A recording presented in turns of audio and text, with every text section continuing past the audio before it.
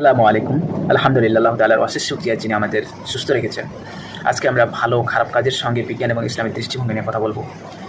আমরা প্রতিদিনই কোনো না কোনো কাজ করে থাকি, হতে পারে সেটা কোনো ভালো কাজ কিংবা কোনো খারাপ কাজ। তো কোনো কাজ আমাদের আনন্দ দেয়, আবার কোনো কাজ থেকে আমাদের বাঁচতে খুবই কষ্ট হয়। আসলে এর পিছনে দায়ী কে?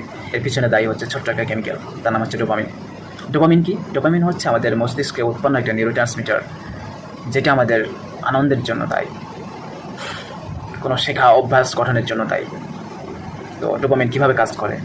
যখন কোনো ব্যক্তি কোনো ভালো কাজ করে, হতে পারে সেটা নামাজ পড়া, কোরআন তেলাওয়াত করা, কিংবা কোনো অপর মানুষকে সহায়তা করা, অর্থাৎ সাহায্য সহযোগিতা করা, আবার হতে পারে যে বৃক্ষরোপণ করা ইত্যাদি। যখন সে কোনো ভালো কাজ করে তখন তার মস্তিষ্কে একটা সুস্থ পরিমাণ ডোপামিন রিলিজ হয়, যেটা আনন্দ দেয়।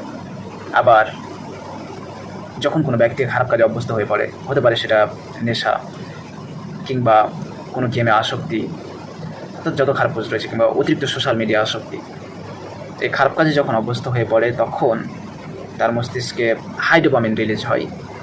এই অতিরিক্ত ডোপামিন যখন রিলিজ হয় তখন মস্তিষ্কে একটা অতিরিক্ত আনন্দ দেয়, আর অতিরিক্ত আনন্দের ফলে তার একটা অ্যাডিকশান তৈরি হয়। সেই ব্যক্তি সেই খারাপ কাজ থেকে সে ভালো কাজের দিকে ফিরে যেতে খুব কষ্ট হয়, কারণ সেই খারাপ কাজের ফলে অতিরিক্ত ডোপামিন রিলিজ হয়, সেইটার প্রতি অ্যাডিকশান তৈরি হয়ে যায়। আর সেখান থেকে সুস্থ পরিমাণ ডোপামিন যেখানে রিলিজ হয়, সে কাজগুলো তখন আর সেই পরিমাণ তাকে আনন্দ দিতে পারে না। এর ফলে সে বারবার সেই খারাপ কাজের দিকেই ফিরে যেতে চায়। দেখেন যে ইসলাম আমাদের সেই সব কাজগুলোই অনুমোদন দিচ্ছে যেগুলোতে আমাদের সুস্থ পরিমাণ ডোপামিন রিলিজ হয়। যেমন দেখেন যে সুস্থ পরিমাণ ডোপামিন রিলিজের কেউ যদি কাজ করতে পারে, তাহলে সে যেরকম দুনিয়াতে উপকৃত হবে, সেই সাথে আখিরাতেও সফল হবে। সেটা আল্লাহ তাআলা বলছেন সূরা বাইয়িনার 7 থেকে 8 নম্বর আয়াতে, যে যারা ঈমান আনে সৎকর্ম করে তাদের জন্য রয়েছে চিরস্থায়ী জান্নাত, সেখানে তারা চিরকাল থাকবে। আবার দেখেন যে হারাম কাজে যেমন সাময়িক আনন্দ পাওয়া যায়, সেটার শাস্তি কিন্তু ভয়ঙ্কর। সেটা আল্লাহ তাআলা বলছেন যে শয়তান তোমাদের মধ্যে ফিতনা সৃষ্টি করে, মজ্জর মাধ্যমে তোমাদের শত্রুতা সৃষ্টি করে, তোমাদের নামাজ আল্লাহর স্মরণ থেকে দূরে রাখে। এটা হচ্ছে সূরা মাইদার 51 নম্বর আয়াতে বলা হয়েছে।